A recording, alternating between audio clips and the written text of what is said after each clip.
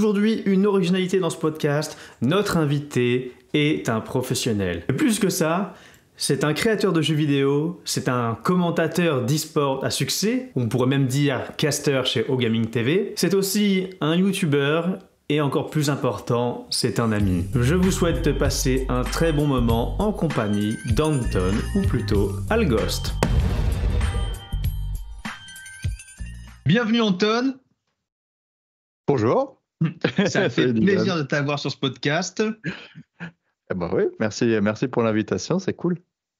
Et tout le plaisir est pour moi parce qu'on va avoir l'occasion de découvrir tous ensemble ton parcours qui est des plus intéressants. Alors, je rentre directement dans le vif du sujet. Présente-toi, dis-nous qui tu es. Eh ben ouais, parcours un peu chaotique.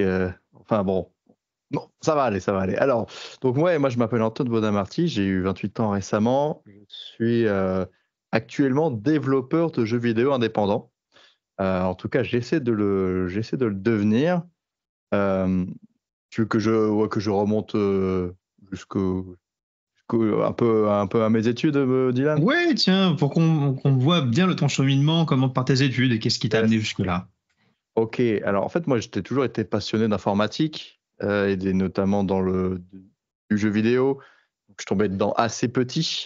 Du coup, depuis, je crois que c'était depuis la maternelle ou depuis au moins l'école primaire, je savais que je voulais travailler dans l'informatique. Donc, ça m'a jamais trop quitté cette envie-là.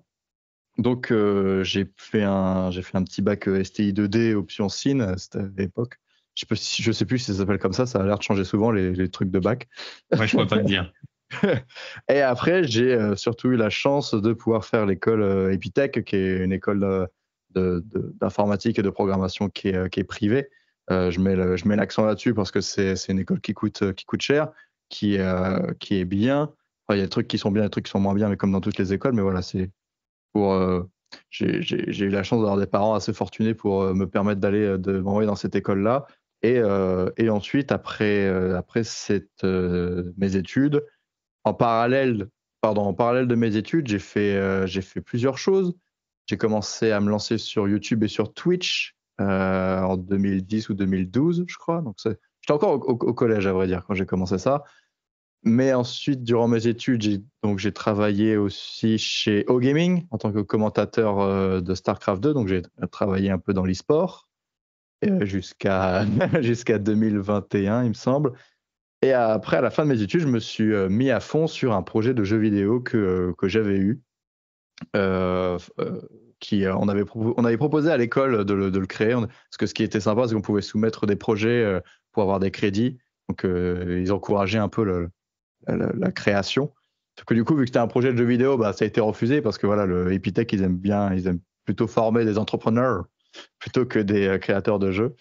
Et du coup, ils nous ont refusé ce projet-là. Et du coup, j'ai gardé l'idée et j'ai demandé aux membres du groupe si je pouvais le faire. Et ils ont dit, ouais, vaut mieux que le jeu existe sous une forme qui n'existe pas. Et du coup, de 2017 à 2023, j'ai travaillé, alors pas full-time tout le temps, hein. Parfois il y avait des pauses et des trucs comme ça. Mais j'ai travaillé sur Dice of Olympus, qui est du coup mon premier jeu vidéo commercial qui est sorti sur Steam le 15 juillet 2023, désormais. Et il va falloir qu'on fasse de la pub. Tu me donneras le petit lien que je ferai apparaître dans la description, évidemment. Merci. Et alors, justement, là, tu as donné plein de choses. Et avant de reprendre, il y a un truc qui m'a fait tiquer. Tu as dit que Epitech préférait encourager l'entrepreneuriat que les créateurs de jeux vidéo. Alors que, pourquoi la création de vidéos le jeu vidéo n'est pas considéré comme de l'entrepreneuriat? Bah, en fait, à Epitech, en tout cas, à chaque fois il y avait beaucoup de gens qui étaient passionnés par le jeu vidéo, en tout cas dans ma promo. Et en fait, ils avaient eu des mauvaises expériences avec les promos d'avant sur les projets de jeu. Du coup, ils faisaient plus confiance aux projets de jeu. Donc, on payait les pots cassés des promos précédentes. Et je pense que Epitech veut plutôt essayer de créer des entrepreneurs, des mecs qui peuvent aller dans la French Tech, enfin des trucs comme ça. Le jeu vidéo n'était pas spécialement bien perçu et du coup, ils disaient que c'était peut-être pas assez sérieux, mais bon, en tout cas, je pense qu'ils ont tort. Mais Ok. Alors, l'objectif dans ces moments-là, quand tu penses que quelqu'un a tort, c'est de tout faire pour arriver à lui montrer qu'il Ouais, avait tort, tout en kiffant, en fait, tout en kiffant. Mais alors, j'ai plein de questions. Tu sais que moi, dans ma matière, il faut que je rende l'étudiant capable d'identifier, valoriser ses compétences pour construire un projet de vie qui lui correspond. Alors, ma première question, vu que ce podcast, ça va être un peu ton analyse réflexive. Putain, c'est une source de psy gratuit. Ouais, on va dire ça. Qu'est-ce que t'aimes? Parce que tu as bien dit, tu kiffes le jeu vidéo depuis la maternelle, depuis que tu es tout petit. Est-ce que tu sais pourquoi à peu près? Bah, c'est une question que je me pose assez souvent parce que quand tu te mets à créer des jeux, tu te dis mais pourquoi je fais ça en fait? Enfin, genre, qu'est-ce qui m'a emmené ici? Je pense que ce qui m'a beaucoup plu quand j'étais petit, c'était le fait que ce soit lié à l'informatique, en fait, que ça se passe sur un ordinateur. Je veux dire que ce soit... Parce que du coup, c'était un peu les nouvelles technologies, parce que moi, j'aime bien les nouvelles technologies de manière générale, et ça en faisait partie. Que c'était ludique, dans le sens où c'est des jeux, donc ça propose... moi, j'aime bien jouer. J'essaie de tout prendre par le prisme du jeu, de manière générale. Et surtout, moi, j'ai très vite joué avec d'autres personnes. Et le fait que ce soit, que ce soit une activité à la fois que tout seul, enfin que tu puisses réaliser tout seul et que tu puisses partager en groupe, que ce soit en multijoueur, en réseau local d'une chambre à une autre chambre ou à 3-4 sur un même canapé avec une console, par exemple. Donc, puis en plus, ça proposait beaucoup de domaines différents. C'est-à-dire que tu as des jeux t'as des jeux de médiévaux, enfin, tu as des jeux voilà, de fantasy, tu as des jeux de science-fiction, tu as des jeux de guerre. Et après, tu as tout type de jeux, quoi, les jeux de stratégie, les jeux de course. Enfin, tu vas forcément. C'est un peu comme dans le cinéma, tu vas forcément trouver un truc que tu préfères plus que les autres parce que le panel à disposition est assez riche et conséquent, quoi. Ouais. Donc, si je comprends bien, les deux aspects très forts, en fait, tu as le côté social et interactif du jeu, c'est du jeu vidéo, ça permet de développer une interaction avec quelqu'un. Et il y a aussi l'idée d'être immergé et de découvrir des environnements, des univers qui sont radicalement différents du réel. Ouais, et aussi il y avait vraiment ce côté nouveauté, ou en tout cas, par exemple, pour la puissance visuelle, le jeu vidéo a souvent drivé ce qu'on pouvait afficher à l'écran. Par exemple, c'est grâce un peu aux jeux vidéo, je trouve que on a des cartes graphiques de plus en plus puissantes, des trucs comme ça, donc je trouvais ça cool. Et l'autre point que je voulais dire, c'est que je trouve que c'est vraiment le médium de ma génération. Enfin, moi, je suis né en 96, mais le jeu vidéo, ça a apparu un peu avant, mais je trouve que ça a vraiment pris son essor dans les années 90, début 2000. Et je ne sais pas, comme forcément des mecs dans les années 80, ils seront peut-être plus orientés cinéma, parce que c'est là où dans les années 80, il y avait plein de bons films, et c'était un peu l'essor de ce médium-là. Je trouve que dans les années 90-2000, c'est un peu plus la génération des joueurs de jeux vidéo, je trouve. Et du coup, je suis tombé en plein dedans. Et Non. Je t'avoue que j'ai été bercé par deux personnages étant gamin, Rayman et Abe. Je rêvais que j'étais un Mudokon et parfois que j'étais un briseur de pirates. Ouais, c'était un kiff ultime. Des très bons jeux, hein, mais tu le sais. Ouais, mais là, si on reprend ce que tu as dit, donc là, tu as dit que tu as aimé les jeux vidéo, mais je pense que tu as beaucoup de gamins ont kiffé les jeux vidéo. Moi, je suis né 2 ans avant toi. J'étais pas mal j'ai grandi aussi dans les jeux vidéo, mais pourtant, je me suis pas dit, tiens, vas-y, je vais créer un jeu vidéo. Alors pourquoi? Qu'est-ce que tu as au fond de toi qui t'a dit, putain, j'ai envie de créer un jeu vidéo? En fait, moi j'ai toujours voulu, je pense que je voudrais toujours parler de jeux vidéo d'une forme ou d'une autre. Quand j'étais un peu plus jeune, quand je me suis lancé sur YouTube, typiquement, je faisais des tests de jeux vidéo parce que je regardais des heures et des heures des vidéastes comme Bibi300 ou le Hooper, qui sont des vieux de la vieille, qui faisaient des tests de jeux vidéo. Et je fais, putain, c'est trop bien, les mecs, ils jouent au jeu, ensuite ils donnent leur avis, et il y a des mecs qui les écoutent, et en plus ils sont super pertinents, parce que du coup les mecs ils jouent à tous les jeux qui sortent et tout, et je fais, putain, les mecs ils ont une culture vidéoludique, que je trouve ça trop bien, donc c'est pour ça que je me suis lancé. Après, j'aimais beaucoup, j'ai hésité peut-être à faire des études de journalisme aussi dans le jeu vidéo, parce que je trouvais, je regardais beaucoup, je me documentais énormément sur l'industrie. Le soir après les cours, j'allais sur Gamecult, Gameblog, jeuxvideo.com et je regardais toutes les news et comment il est traité et je voulais absolument tout savoir en fait de tout ce qui se passait.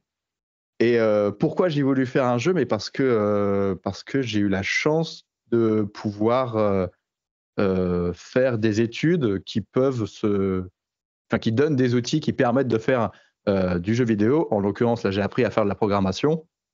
Et du coup, c'est une compétence qui peut me servir en dehors du jeu vidéo, mais que du coup, moi, j'essaie d'allier le plaisir, l'utile et l'agréable, comme on dit, quoi, mais en tout cas de lier mes études à ma passion.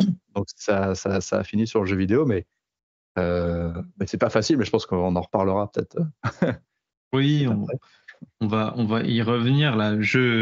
T'amènes le terrain progressivement, c'est bien parce qu'en plus, si on reprend tout ce que tu as dit, tu es, on va dire, drivé dans ta vie, dans une bonne partie de ta vie, par le jeu vidéo. Vu que là, tu nous as parlé d'un ton dernier projet récent qui a été de développer de A à Z un jeu vidéo. On va rentrer dedans, mais tu as aussi parlé de ton expérience de caster, de joueur, mais aussi de caster à OGaming TV, de youtubeur qui parle de jeux vidéo. Donc, tu abordes presque le jeu vidéo sous quasiment ses différentes formes et aussi ses différents moyens d'expression. Ouais, si je peux te couper, mais ouais, c'est que moi, le jeu vidéo, j'essaie d'en bouffer à toutes les sauces. Donc, que ce soit effectivement via la création, via la retransmission avec le cast. Enfin, moi, quand il y a un mec qui me dit, s'il y a quelqu'un qui me dit que moi je suis un faux joueur, que j'aime pas vraiment ça et tout, je fais genre, mais mec, j'ai dédié tellement d'années et tellement de temps à ma vie, genre c'est pas un argument recevable pour moi, quoi. Mais je voulais aussi revenir sur le fait que, par exemple, que j'ai pu faire du coup une école de programmation. Par exemple, si j'avais pas pu faire ça, je sais pas trop comment j'aurais fait pour atterrir dans le domaine du jeu vidéo, par exemple. Tu vois, si j'avais fait moi, en fait, soit je faisais de l'informatique, c'était mes deux grandes passions, soit je faisais du spectacle. Et du coup, peut-être j'aurais fait comédien de doublage, par exemple, pour des jeux, ou de la motion capture, je sais pas, mais voilà, j'ai eu. C'est pour ça que OGaming, quand je faisais du cast de StarCraft 2 pour eux, c'était cool, c'était que ça me rappelait le côté théâtre et le côté prestation. Show, entertainment, les gens ils se connectent le soir sur Twitch et ils veulent regarder des bonnes parties et en même temps être divertis pour pas trop pour décompresser.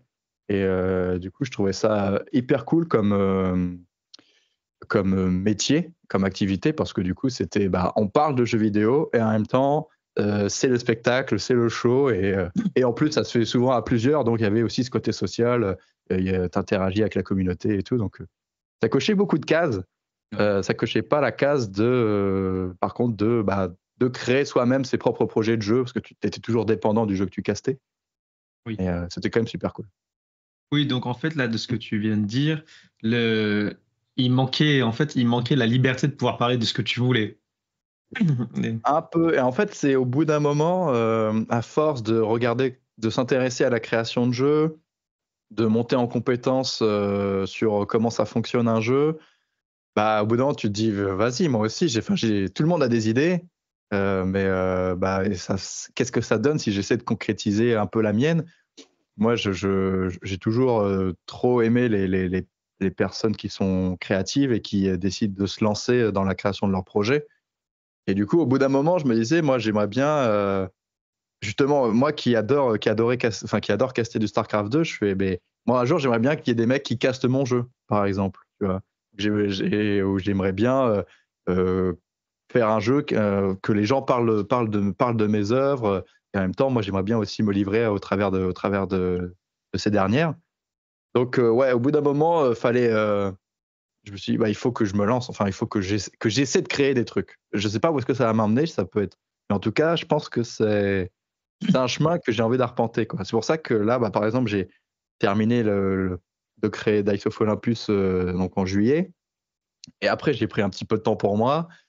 Et en fait, tout ce que je faisais, à chaque fois, il y avait toujours ce petit diable sur mon épaule qui me dit cette idée-là, t'aimerais pas essayer de la faire? Et je suis en mode genre, oui, si, mais Et peut-être je la ferai plus tard. Il fait non, mais on va peut-être la faire maintenant, tu vois. Et du coup, voilà, à chaque fois, je pense à créer des trucs, quoi. Super, super intéressant parce que là, on comprend bien en fait que le jeu vidéo, que ce soit son expression, sa création, là, tu arrivé au niveau, on va dire, au niveau au-dessus parce que la création, c'est vraiment une tâche pas anodine. Tu vas donner vie à quelque chose donc qui mêle en fait une partie de ta sensibilité. On a bien compris qu'elle a été très importante pour toi. Ta quête de sens aujourd'hui se trouve dans le jeu vidéo. Donc, j'aimerais que tu rentres dans le vif du sujet et que tu nous parles de ce projet Dice of Olympus, que tu nous parles de la genèse et de tout ce qui s'est passé si on peut. Donc, la première question, je me dirais, qu'est-ce que Dice of Olympus?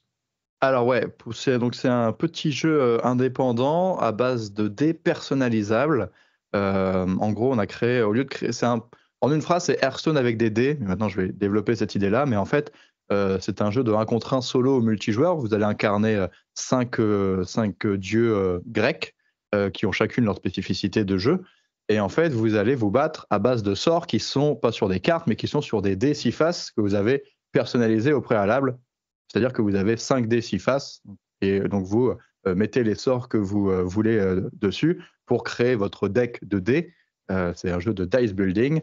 Et vous allez du coup ensuite avec ce deck-là vous battre soit dans la campagne solo contre des monstres grecs qui se sont échappés du Tartare, ou alors contre d'autres dieux en multijoueur. Et donc ce projet-là, donc comme j'ai dit, il avait commencé au début sur les bancs de l'école. Il a été refusé, j'ai demandé si je pouvais garder l'idée et ils ont bien accepté. Et ensuite, je me souviens, c'est que je suis parti en stage, donc ça c'était en 2017, et j'ai rencontré mon maître de stage. À l'époque, je faisais du web, donc mon maître de stage qui s'appelle Thibaut de la Forest. Lui aussi, il était très intéressé par le jeu vidéo. Et du coup, je lui ai dit, bah là, moi j'ai trouvé ce petit concept-là, ça pourrait être, est-ce que ça pourrait être pas cool que ce soit notre premier projet de jeu vidéo?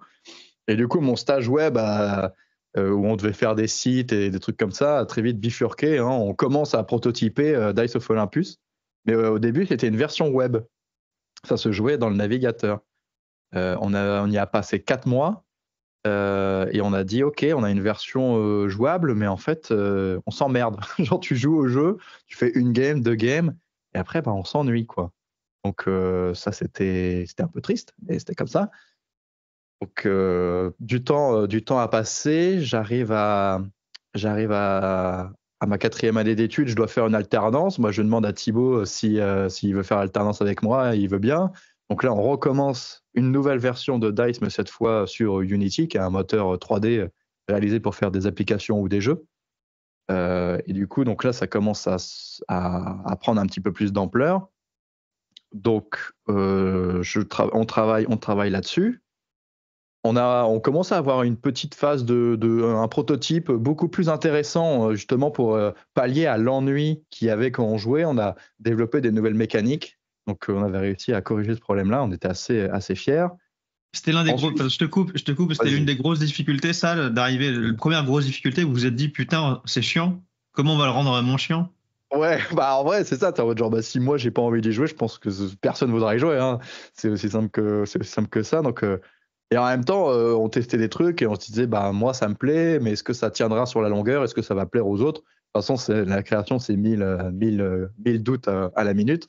Mais faut itérer, quoi. Donc, faut tester des trucs, les retirer. Pourquoi 1000 doutes à la minute? Parce que tu crées un truc et tu sais pas si ça va résonner avec les autres. Je pense que c'est. Puis tu sais pas aussi si ce que tu fais est intéressant. Typiquement, donc là, c'est un jeu de stratégie tactique. Donc il faut qu'il y ait de la profondeur de jeu. Il faut que tu puisses t'amuser.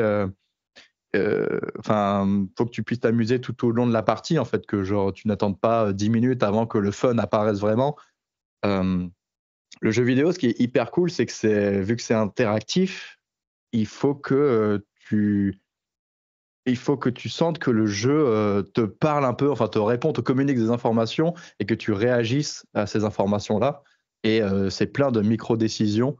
Donc, il y a aussi tout un aspect assez anthropologique sur comment comment tu expliques les choses aux gens, comment les gens les perçoivent aussi. que je trouve très, très intéressant. Donc, c'est ce qu'on appelle aussi l'UX pour User Experience. Il y a typiquement dans les grands groupes, genre Ubisoft et compagnie, ils ont des départements sur l'UX avec des user researchers. Et je trouve ça très, très intéressant comme domaine. Et pour revenir du coup au fil de l'histoire, on commence à faire des prototypes, on commence à les faire tester, ça plaît, enfin ça commence à plaire, on se dit putain ça peut être cool, on va peut-être pouvoir en vivre si on arrive à trouver un éditeur, parce que là on se payait quasiment pas quoi, ou très très peu. Et en fait va y avoir un peu un chamboulement dans le sens où donc on a rajouté une troisième personne dans l'équipe qui s'appelle Nicolas Constanti, et lui et moi on est passionnés de jeu. On avait envoyé notre proto à des éditeurs et ils nous disent c'est pas assez abouti visuellement notamment, et il n'y a pas assez de profondeur dans le gameplay. Et du coup on commence à travailler tous les trois sur le jeu de façon beaucoup plus intensive. Avec Nicolas on commence à se dire ok, bah nous on veut vivre du monde de jeux vidéo, donc on va faire ça full time, c'est-à-dire que tous les jours on va travailler sur le jeu pour améliorer les graphismes, améliorer le jeu. Sauf que le souci, par exemple, c'est que Thibaut, donc avec qui j'avais commencé le projet, lui, il avait un emprunt pour un appartement qu'il avait acheté, et du coup il pouvait pas nous suivre full time parce que il avait des sous à rendre. Oui, des factures à payer. Et voilà. Alors que nous, on pouvait un peu plus se le permettre. Et du coup, le souci, c'est que ça a commencé à faire une équipe à 2 vitesses, où du coup, moi et Nicolas, on avançait tête en bille, et Thibaut, il pouvait très peu suivre la cadence parce que il devait faire des sites web pour pouvoir payer ses factures. Ce qui est complètement logique. Mais du coup, ça a commencé à mettre une ambiance un peu compliquée parce qu'on était au stade où on devait réaméliorer le jeu en termes de mécanique et en termes de graphisme, mais du coup, il y a plein de décisions à prendre sur la direction artistique, sur qu'est-ce qu'on veut faire. Enfin, on était à un énorme carrefour de brainstorming sur OK. Alors, attends. Donc là, si je comprends bien, tu rentres en fait dans une autre difficulté. On n'est plus sur le côté de comment rendre ça intéressant, mais là, tu rentres dans la gestion d'équipe. C'est bien ça, la difficulté de gérer cette équipe. Ok, vas-y, je te laisse poursuivre. En fait, c'est qu'au début, moi j'étais tout seul, ensuite j'étais avec Thibaut et j'étais tout le temps avec Thibaut, donc pour les décisions c'était simple. Ensuite, on était à 3 avec Nico et finalement, on pouvait pas être tous les 3 tout le temps ensemble. Et du coup, c'était assez complexe d'avancer. Donc, nous, on prenait plein de décisions et en fait, on les transmettait à Thibaut et on lui disait on lui disait parfois tu peux nous donner ton avis. Et il y avait des décisions, on fait nous on est parti là-dessus et en fait maintenant ça va être comme ça et désolé t'étais pas là, et si là maintenant tu veux qu'on change, en fait tu nous obliges à retirer 3 jours de travail parce que tu pouvais pas être là au moment où on a discuté, parce que on me souvient que en fait il pouvait faire des réunions que le lundi soir. Ça veut dire qu'on pouvait se voir qu'une fois par semaine et c'était vraiment trop peu pour avancer. La densité de travail et les échéances que vous étiez fixées.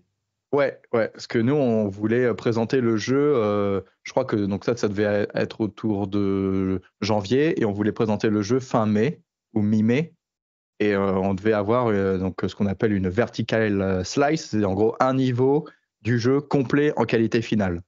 Ok, janvier 2023 ? Mai 2023 ? Non, ça c'était en 2020 ou 2019. Ok. 2019, c'était avant Covid, je crois. Ok. Peut-être après. Ou peut-être pendant même. Et en gros, ce qui devait arriva, c'est que ça a créé une scission. Ça a explosé. Ça a complètement explosé. On n'arrivait plus à travailler parce qu'on ne savait pas trop dans quelle direction aller, parce que le bateau, c'était compliqué. Il n'y avait pas trop de meneurs de barque. Et pas de capitaine et plus de rameur. C'est ça. Vous avez perdu un rameur. Et surtout que, moi, ce qui me saoulait, c'était que donc Thibaut, de ce fait-là, donc factuellement, nous ralentissait, mais c'est avec lui que j'avais commencé le projet. Donc moi, j'avais vraiment le cul entre 2 chaises, en mode genre, cette position, elle est vraiment très délicate, parce que j'ai littéralement fait des stages avec lui pour commencer le projet, mais j'ai pas envie de lui demander de partir parce que il m'a littéralement payé quand je faisais mes stages, c'est lui qui me payait pour qu'on avance sur ce projet-là. On avait dit qu'on le ferait à 2, mais là, ça fout grave la merde dans le truc. Donc, c'est pas un truc dont je suis fier, mais vous allez voir, ça finit bien. En gros, à un moment, je lui ai dit, genre là, le train te passe sous les yeux. Est-ce que tu restes à quai ou est-ce que tu montes dedans? En gros, c'était genre, soit tu commit full comme nous, soit il faut que tu recules et il faut que tu step back parce que là, c'est pas possible. Tu peux pas avoir autant de pouvoir décisionnel en étant que là une fois une soirée par semaine, quoi. Et du coup, il a décidé de quitter le projet. Je sais pas s'il était triste. Je pense que oui, malgré tout l'effort qu'il avait mis pour faire le projet, je pense qu'il était triste. Moi aussi, j'étais triste. J'étais genre putain, j'ai bâti toute cette relation, toute cette confiance. J'adore ce mec et ça termine comme ça. Je me sentais mal, tu vois. Et au final, là, je vais juste fast forward sur cet aspect-là du jeu. Au final, Thibaut est revenu en tant que compositeur des musiques du jeu. On en a parlé de nombreuses fois et je me suis excusé de nombreuses fois. Il a compris pourquoi je lui avais demandé de faire ça. Et maintenant, ça va très bien. Maintenant, on s'entend très, très bien. Mais voilà, ça, c'était un moment de clash assez difficile. Et justement, là, ce qui est très intéressant, je fais une parenthèse parce que tu vois, j'ai des premières années qui ne voient pas l'intérêt du travail d'équipe. Et justement, sur cette petite péripétie, qu'est-ce que toi, en fait, tu retires de tout ça? Quelle leçon de vie, quel enseignement tu retires de cette phase? Alors, si c'était à refaire, en fait, il faudrait mettre plus au clair ce que chacun voit au travers de ce projet, qu'est-ce qu'il est prêt à faire pour le faire, en termes d'ambition, parce que parfois on voit pas tous midi au même endroit, expression que je viens d'inventer sur le fil, mais parfois on n'a pas tous les mêmes ambitions sur des projets, et du coup c'est important de savoir qui cherche à faire quoi et pourquoi. Et l'autre truc que je dirais, c'est qu'il faut un capitaine bien défini. Parce que là, le problème, qui n'est pas vraiment un problème, mais qui a été un problème parce que du coup, il y a eu ce souci-là, c'est que du coup, moi, je suis venu avec le projet et je faisais beaucoup rentrer les gens pour qu'ils puissent mettre dans leurs pattes dans le jeu. Parce que c'est normal, c'est genre tu fais le jeu avec moi, forcément, c'est pas ta gueule, j'ai raison, t'as tort, je t'écoute pas, tu vois, genre c'est pas intéressant ça. Mais étant donné que c'est moi l'instigateur du projet, je pense que j'aurais peut-être dû plus prendre cette casquette-là de chef et de dire non mais là on va dans le mur, il faut qu'on règle ce problème-là maintenant, plutôt que de peut-être le laisser couler et de se dire on est 3 adultes, ça va peut-être se résoudre tranquillement sans souci. Donc voilà. Mais d'ailleurs, ça va être un problème qui va se poursuivre après, cette histoire de chef. Je ne sais pas si déjà tu veux rebondir ou alors est-ce que je continue? Vas-y, continue. Donc, on se retrouve plus que Nicolas et moi à avancer sur le jeu. Donc, on avance. On se rend compte que on va pas réussir à avoir d'éditeur, que va falloir finir le jeu. On décide de finir le jeu tout seul, et du coup, ça va être assez compliqué parce que voilà, on est que 2. On va parfois sortir quelques sous de notre poche pour payer un freelance, des freelances pour nous aider par-ci par-là. Mais il y a parfois un truc qui va se manifester. Donc Nicolas était à Bordeaux, moi j'étais à La Rochelle en remote. C'est un jeu qui a été fait exclusivement en remote. C'est que parfois on va pas être d'accord sur des designs et sur comment on perçoit le jeu et qu'est-ce qu'on veut transmettre à travers le jeu. Okay. Et le souci, c'est que nous sommes un chiffre pair. Donc 50-50, indivision parfaite. Souvent, quand on crée un jeu vidéo, on dit souvent qu'il faut être 3 personnes.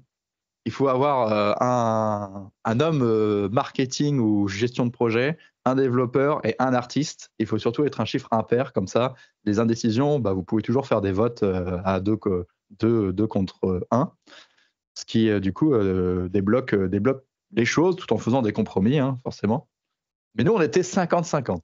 Et ça arrivait parfois qu'on se dise, moi j'ai envie de faire A, moi j'ai envie de faire B. Qu'est-ce qu'on fait? Parce que genre, je pense que j'ai raison, je pense que tu as tort. Et on se regarde un peu dans le blanc des yeux et on se dit, bon, et maintenant, comment on gère ça? Et du coup, comment on l'a géré? Bah, nous, c'était...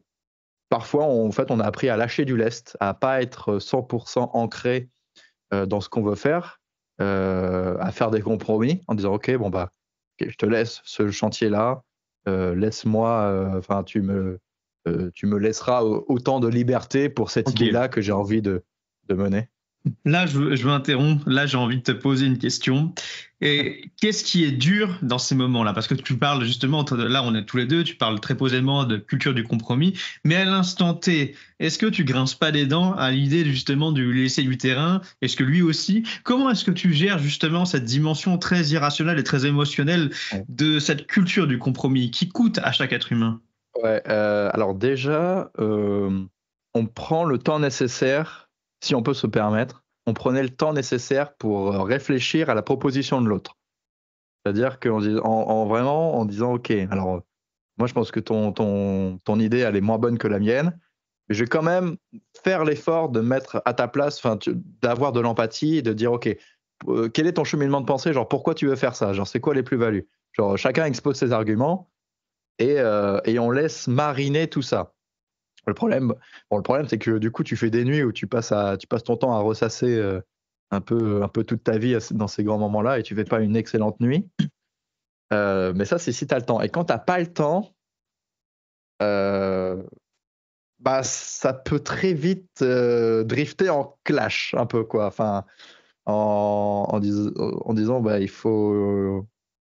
Après, ouais, nous, ça va pas trop drifter en clash, mais c'est vrai que parfois, nous, on travaillait donc soit en vocal, soit en messagerie, et du coup, parfois, t'envoies un message et tu vois que le mec, il répond en mode genre, non, je suis pas fan, je pense pas qu'il faille partir là. Et t'es en mode genre, ah, ça y est, il va falloir expliquer pourquoi je pense que c'est bien, un truc comme ça.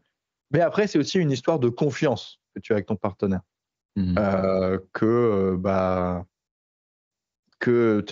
C'est aussi, c'est une relation aussi, ça s'entretient.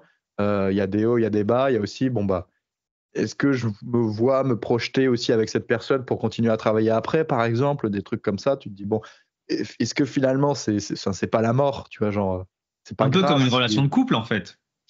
Ouais, ben ouais, carrément comme une relation de couple, mais là, bah, c'est juste au lieu que, enfin, c'est axé business, quoi. T'es en mode genre, bah, nous, on va vendre ce produit-là en espérant bah, gagner de l'argent avec et pouvoir faire une suite ou un autre projet avec les sous. Mais ouais, moi je trouve que la métaphore du couple fonctionne énormément. Après, bah, là, ça fonctionne bien parce qu'on était un duo. Mais je sais pas trop si ça marche si on est à 3, 4, 5, 6. Si on est 6 personnes à devoir prendre des décisions. Parce qu'il y a aussi ce truc-là que plus tu deviens nombreux, bah, plus va y avoir des leads et des experts et qui vont bah, du coup prendre la casquette de directeur, de chef et qui du coup bah, vont imposer aux autres ce qu'ils doivent faire et leur vision et qui en même temps vont payer les pots cassés. Si ça se passe mal, c'est à eux qu'on va rendre des comptes, quoi. Oui, et ça peut ralentir les process de prise de décision. Ouais, c'est ça aussi. Donc là, tu nous as pas mal parlé justement des difficultés de gestion de travail d'équipe, des problématiques de communication, parce qu'au final, tout ça, quelque part, n'est que de la communication. Ouais. Et si on avance maintenant dans le temps et qu'on arrive en fait justement à la phase de délivrance du jeu, enfin de livraison du jeu, qu'est-ce qui se passe quand tu arrives à surmonter, vous avez à nouveau une barque, un capitaine, ou en tout cas vous partagez cette diarchie très particulière, mais vous arrivez au bout du chemin. Qu'est-ce qui se passe? Qu'est-ce qui se passe? On est content et en même temps on est un peu triste. On est triste parce qu'on a sorti un jeu qui est pas aussi abouti que ce qu'on aurait voulu. Déjà, il y a une frustration personnelle de se dire, putain, j'aurais tellement voulu faire mieux, mais bah, par manque de moyens, par manque de temps, parce que voilà, ça faisait déjà de nombreuses années qu'on travaillait dessus. Au bout d'un moment, il faut aussi passer à autre chose. Je crois qu'il y a un dicton qui dit les jeux sont jamais Et mieux finis. que parfait. Non, ouais, genre les jeux sont jamais finis, il y a juste des développeurs qui en ont fini avec leurs jeux. Ouais. Et du coup, c'est vrai qu'au bout de 6 ans, à penser à DICE en mode genre, franchement, j'ai envie de faire autre chose de ma vie. Donc voilà, il y avait déjà donc, cette frustration-là. Après, il y a une autre frustration qui est un peu. J'ai l'impression que le jeu, c'est un peu un jeu à 3 têtes, enfin à 2 têtes dans l'idée. Où t'es en mode genre, il y a un peu de moi, il y a un peu de lui. Parfois, ça se répond bien, parfois sur certains trucs, ça se répond mal. C'est dommage. Mais ça, j'ai envie de dire, c'est le travail artistique de création en groupe, quoi. Hein. C'est oui, si tu peux tout faire tout seul, oui, c'est sûr que ça aura plus de valeur, il y aura plus ta patte. Mais voilà, bon, ça c'est la vie, c'est le principe de faire des trucs à plusieurs. Un compromis, encore une fois. Voilà. Et après, la frustration, parce qu'on s'est rendu compte qu'il restait des bugs au moment de sortir le jeu. Et ça nous a un peu laminé le moral, quoi. Après toutes ces années à travailler dur, et finalement, quand on lance le jeu, il y a des gens qui sont très contents, qui passent un bon moment. Et il y a d'autres qui rencontrent des bugs, qui demandent des remboursements, qui se disent this game suck, alors que. Et du coup, ça te rend aussi triste. Parce qu'un des problèmes qu'il y a avec ce jeu, c'est vrai que j'en ai pas parlé avant, c'est le jeu était trop gros pour nous. C'est ce qu'on appelle le scope, donc l'ampleur du jeu. Il était beaucoup trop ambitieux pour une petite équipe. Et ça, on s'en est mordu les doigts. Et du coup, c'est ce qui fait que, par exemple, on n'a pas réussi à traquer tous les bugs du jeu parce que le jeu est tellement grand, offre tellement de configurations, de cas de figure différentes qu'on n'a pas réussi à tous les traquer et que du coup, encore à l'heure d'aujourd'hui, il y a encore quelques bugs qui subsistent dans le jeu. Alors après, faut aussi relativiser. Hein. Un jeu sans bugs, ça n'existe pas. Tous les jeux ont des bugs. Mais il y a des bugs qui sont plus importants que d'autres, quoi. Il y a des bugs qui sont limite drôles et il y a des bugs qui, quand ça t'empêche de terminer une partie, donc ce qu'on appelle le soft block, ça c'est beaucoup plus critique comme bug. Un verre de seum. Ah ouais. Et là, tu le bois plus sec. Hein. Mais alors justement, là tu parles presque un peu de la partie post-prod, c'est que même une fois que le bébé est sorti, il y a plein de choses à gérer. Peut-être même pas des mises à jour, mais juste assurer que tout se passe bien. Oui, c'est ça, parce que nous, on n'avait pas. Souvent, tu as une équipe, donc la QA pour Quality Assurance. Le but, c'est de retourner le jeu dans tous les sens pour voir les bugs, pour les remonter à l'équipe de développement. Ce qui, nous, aurait été hyper bien pour nous. Et au final, on n'en a pas eu, parce qu'on n'a pas eu de financement d'éditeurs. C'est souvent les éditeurs qui ont ça dans leur comme corde à leur arc. Et du coup, donc, nous, on n'a pas eu ça. Ce qu'on aurait peut-être pu faire pour éviter ça, c'est sortir le jeu en early access, donc en accès anticipé, c'est-à-dire que le jeu n'est pas encore terminé à 100%, mais les gens peuvent quand même y jouer et faire des retours et acceptent de jouer à une version encore work in progress. Ce qui, du coup, nous aurait peut-être plus aidé à corriger. Mais voilà, nous, nos testeurs, c'était nos familles, nos amis qui jouaient au jeu et qui nous remontaient les problèmes. Et du coup, ça n'a pas suffi. Oui. Alors, là, tu arrives justement à cette phase de comment dire, prise de recul. Tu fais la conclusion, le bilan de ce jeu vidéo. Et j'aimerais justement qu'on y arrive et qu'on formalise cette phase-là avant la dernière phase d'une analyse réflexive. Qu'est-ce que tu retiens de tout ce processus de création de jeux vidéo?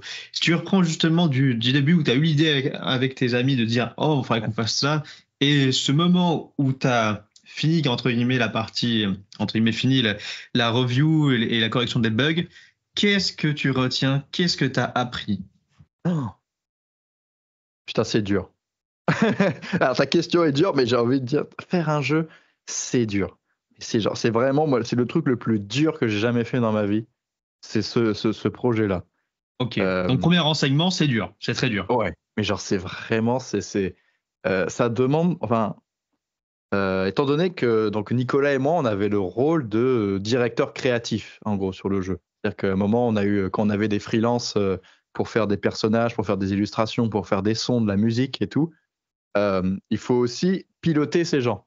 Et ça, c'est un aspect aussi que moi j'adore, mais que j'avais qui est compliqué. C'est compliqué de s'exercer à matérialiser sa vision et à la transmettre aux gens. Quand tu as une artiste qui te montre un concept art d'un de tes personnages, savoir faire des retours pertinents, intéressants, savoir aiguiller, tout ça, tu ne peux pas trop l'apprendre sans pratiquer. Donc il y a tous ces, enfin il y a cet aspect-là, tout l'aspect, le fait qu'on ait fait un jeu overscopé qui était vraiment immense aussi, c'est tout un art de savoir de savoir scoper son jeu correctement. C'est aussi une pratique qui est très compliquée.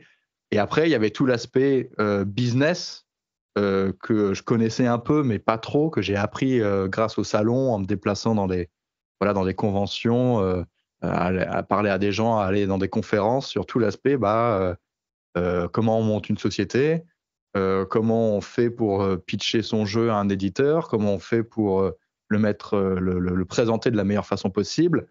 À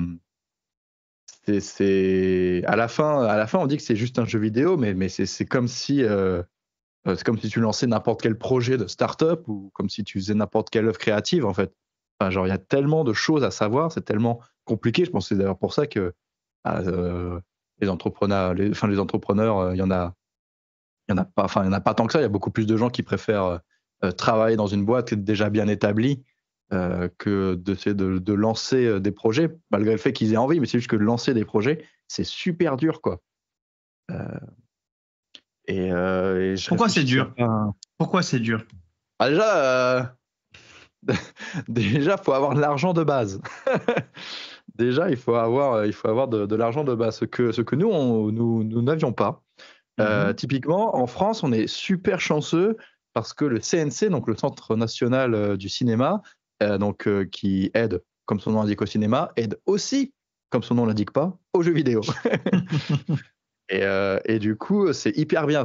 Sauf que, par exemple, tu peux avoir une subvention pour le jeu vidéo qui aide énormément. Mais le souci, c'est que pour demander cette subvention, si tu veux demander 1 euro du CNC, il faut que tu aies déjà 1 euro de ta poche. Par exemple, si je demande au CNC 50 000 euros pour m'aider sur mon jeu, il faut que moi, je leur montre que j'ai déjà 50 000 euros. Ce qui est normal parce que c'est de l'argent public, le CNC. Sauf que le souci, c'est que Nicolas et moi, on n'avait pas 50 000 euros à présenter. Et pour vous dire, nous, alors il me semble qu'on demandait. Alors là, j'ai un doute, mais je crois que pour finir Dice of Olympus, on demandait 300 000 euros répartis sur 18 mois pour une équipe de 10 personnes. Sauf que, donc voilà, c'est pour vous donner à peu près une fourchette de combien on avait besoin, parce qu'en fait, les chiffres montent très vite. Réaliser un jeu vidéo, c'est super, super, super cher. Et en fait, il y a beaucoup de studios qui, dans leur vie, ne font qu'un seul jeu, parce qu'ensuite, ils disent, on a fait un jeu, ça se vend pas, banqueroute, on est mort. Et ciao. Et voilà, ciao. Et nous, c'est exactement ce qui s'est passé pour Dice of Olympus. On a sorti le jeu, ça a généré à peine un SMIC. Et du coup, ciao. Et en fait, on savait très bien qu'on n'allait pas en vivre, mais on le faisait surtout pour le CV, pour avoir l'expérience de A à Z, d'avoir shippé un jeu et que ça ait de la valeur sur notre CV et qu'on puisse rebondir de cette expérience-là quand on cherche des emplois ou quand on se présente, et que ça prouve une fois de plus notre sérieux et que notre connaissance de la création de jeux vidéo. J'ai fait une longue réponse. j'ai brassé plein de sujets. Donc, si je récapitule, c'est dur.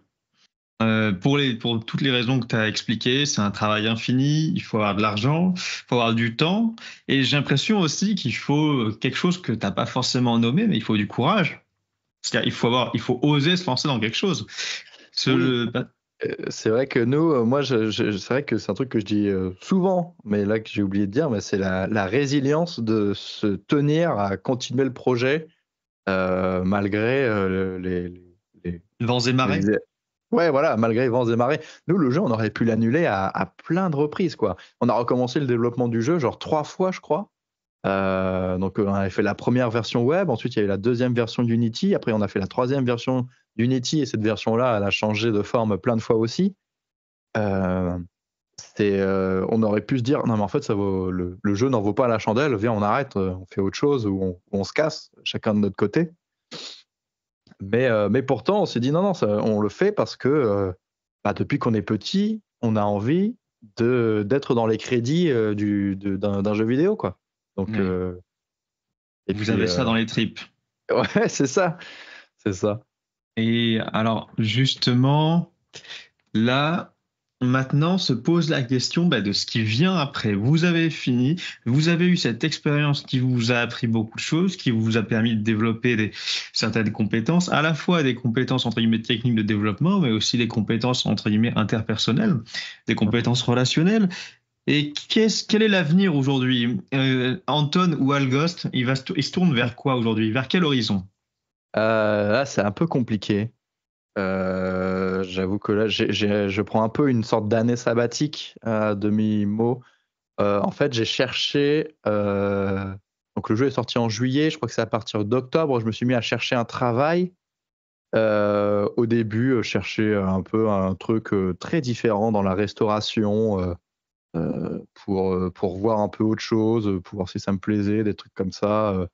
Pour aussi apprendre, parce que c'est un milieu que j'aime bien, le milieu du bar, de la nuit, des trucs comme ça. Je me dis, tiens, pourquoi pas, ça peut être intéressant. Puis c'est des jobs qui sont assez courts et un peu précaires. Et moi, je voulais aussi juste genre tester quelques mois et ensuite arrêter, par exemple. Mais j'ai pas trop trouvé. Je vais dire, ok, bon, bah, je vais peut-être tester dans le jeu vidéo. Alors, c'est ce que je sais faire de mieux. Enfin, je crois. Et en fait, en ce moment, l'industrie du jeu vidéo est dans une sale période où on paye le post-Covid, où pendant le Covid, vu que tout le monde était chez soi, tout le monde regardait Twitch, tout le monde jouait aux jeux vidéo, toutes les stats étaient au vert. Et là maintenant, on se rend compte que finalement, on a fait plein d'investissements, enfin les grosses boîtes ont fait plein d'investissements qui ne sont pas rentables et du coup licencient à tour de bras. Et donc là, en 2023, on a eu genre 10 000 licenciements dans le domaine du jeu vidéo et rien qu'au mois de janvier 2024, on en a eu 15 000 environ. Donc en ce moment, il y a beaucoup de gens qui perdent leur emploi. Mais pourquoi en fait? Mais parce que les gens ont cru que tout l'argent qu'il y a eu pendant le Covid, ça allait devenir la nouvelle norme en fait. D'accord. Tout cet aspect-là. Et du coup, finalement, mais qui aurait pu le prédire? tout ça se pète un peu la gueule. Donc il y a énormément de licenciements et du coup il y a des gens hyper talentueux qui sont sur le marché du travail qui vont prendre force, enfin tous les seniors qui vont pouvoir prendre la place, les quelques places vacantes même. Donc trouver dans le jeu vidéo c'est assez complexe. Donc je continue à regarder et je trouve pas. J'ai essayé de postuler dans des ESN, donc des entreprises de services numériques en dehors du jeu vidéo. Eux, souvent, ils recrutent. Le souci, c'est que du coup, ils ont du mal à transposer parfois mes compétences qui viennent du jeu vidéo dans leur cadre d'activité, ce que je peux comprendre. Et en fait, moi, comme si vous avez bien suivi, juste après mes études, j'ai commencé à travailler sur mon propre projet de jeu vidéo. Donc, j'ai très peu d'expérience en entreprise. Et du coup, ils disent, en fait, on préfère prendre quelqu'un qui a plus d'expérience en entreprise qu'un junior. Il y a un recruteur qui m'avait dit, votre profil est très intéressant, atypique, des bonnes compétences, mais votre profil est à risque. Et du coup, on préfère prendre des mecs pas à risque. Ce que je peux comprendre aussi si c'est un grand groupe, je comprends un peu moins, mais si c'est un petit groupe, forcément, tu as beaucoup moins de marge de manœuvre, donc tu vas pas trop prendre de risques, des trucs comme ça. Et en fait, vu que j'arrivais pas à trouver de travail, et du coup, donc déjà, il y a une grosse, ça fait très très mal au Kokoro et à l'estime de soi. On est en train de se dire, putain, mais en fait, je sais rien faire, personne veut de moi, ce qui n'est pas vrai. Et du coup, bah, je me suis dit, bah, je vais commencer à travailler sur un autre projet de jeu parce que voilà, le seul truc, quand je me souviens, c'était une journée où genre, il y avait tous les jours, il y avait des annonces de licenciement dans le jeu vidéo. Il y a que des recruteurs qui te disent, ah, bon profil, mais on va pas vous prendre. Genre, mais en fait, comment je fais pour pas devenir fou, quoi? Genre, Ouais. c'est terrible. Et du coup, je me suis dit, bah, mon phare dans cette nuit noire, c'était de continuer, enfin, de recommencer un projet de jeu vidéo qui me motivait et qui me plaisait. Vraiment, donc là actuellement, je travaille sur un prochain projet de jeu que je vais essayer de pitcher en juin et en août. Et si, si personne n'en veut, bah, je pense que je pense que je le laisserai là où il est. Je suis pas sûr d'avoir envie de repartir pour 4-5 ans de RSA à travailler Oui. sur un jeu, mais au moins je me laisse un peu 5-6 mois pour tester ce prototype-là et pour monter un peu en compétence toujours sur le domaine de la création de jeux. Alors, est-ce que tu peux parler de ce projet de jeu ou est-ce que ça reste secret jusqu'en juin? Pour le moment, c'est un peu secret. Ok. Donc, non, je préfère pas trop en parler. Ok, non mais pas de souci. Donc j'aimerais en prendre une autre question qui est justement, alors, est-ce que c'est juste si les entreprises considèrent que une expérience dans la création de jeux, ça vaut pas forcément une expérience en entreprise, est-ce que tu prends pas le risque là justement de te dire de repartir pour un tour et de partir en fait dans une expérience qui ne sera pas, à nouveau pas valorisée par les entreprises? Oui, mais en même temps, si je me relance dans un projet de jeu, enfin, déjà, je me forme sur un moteur qui est différent. Au lieu de me former sur Unity, je me forme sur Unreal Engine, qui est un moteur plus connu et plus apprécié, qui du coup m'offrira. Il y a plus d'offres d'emploi concernant Unreal Engine que Unity, par exemple. Donc, ce jeu-là, en même temps, c'est un peu un win-win dans le sens où je monte en compétence dessus pour faire mon prototype de jeu. Et si ça capote, bah, c'est pas grave. J'ai appris à maîtriser un moteur qui va me servir normalement pour rebondir. Qui est Euh, demandé? ouais, il est demandé, ouais. Bah, il est utilisé donc dans le jeu vidéo, mais aussi dans le cinéma. Donc, c'est assez. Son champ des possibles avec ce moteur est plus large que celui de Unity. Donc, ça, c'est toujours cool d'apprendre, de monter en compétence sur une nouvelle techno. Et en fait, si ça foire, je recommencerai à chercher dans le domaine du jeu vidéo en priorité, parce que j'ai un CV qui est fait pour. Et en fait, je vois pas trop qu'est-ce que je peux faire pour débloquer la situation de ces entreprises qui me disent que j'ai pas assez d'expérience. Genre, bah oui, mais à part faire un stage, à faire une alternance, refaire des trucs Oui, à un avec moment donné, eux. il faut qu'ils te laissent une chance. Mais je pense Mais qu'on c'est est ça, tous en dans le fait. même problème. Et en fait, à partir du moment, le jour où quelqu'un me laissera ma chance et que du coup j'aurai une expérience significative en entreprise, je pense que ce problème-là, il ne reviendra plus jamais. Et du coup,